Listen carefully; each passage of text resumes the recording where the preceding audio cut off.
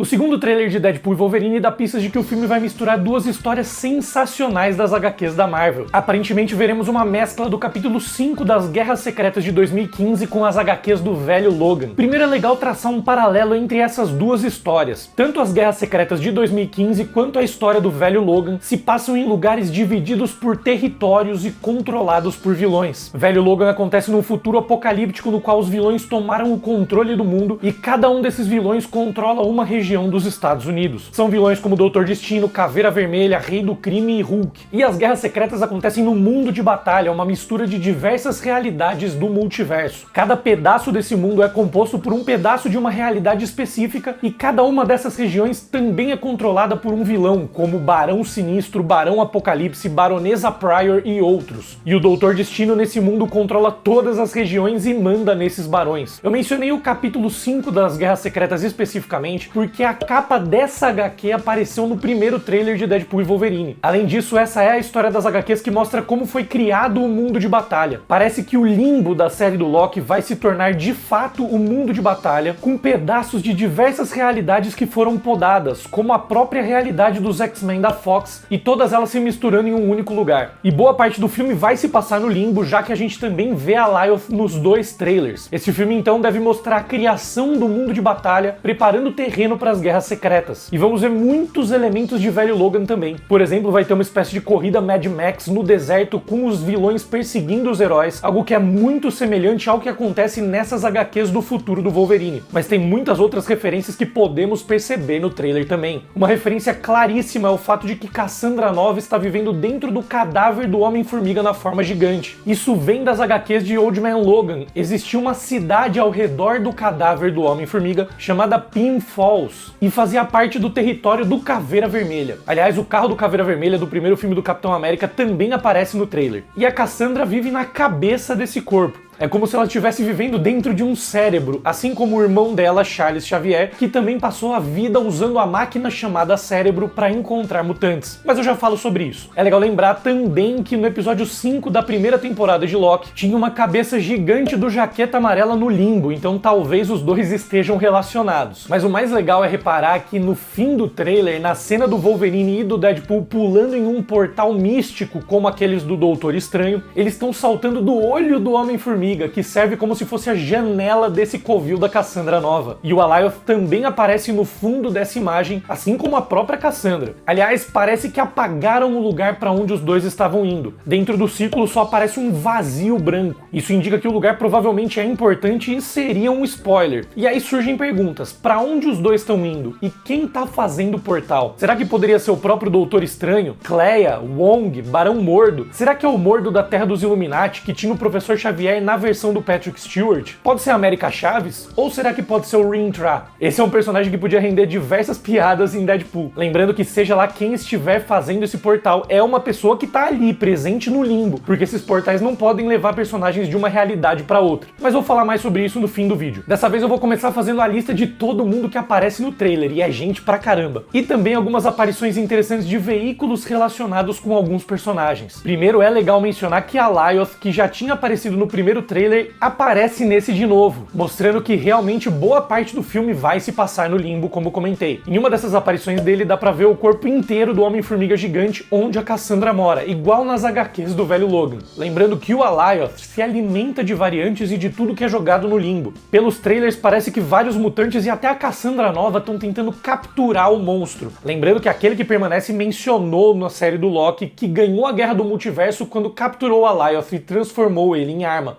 I weaponized Alioth, and I ended the multiversal war.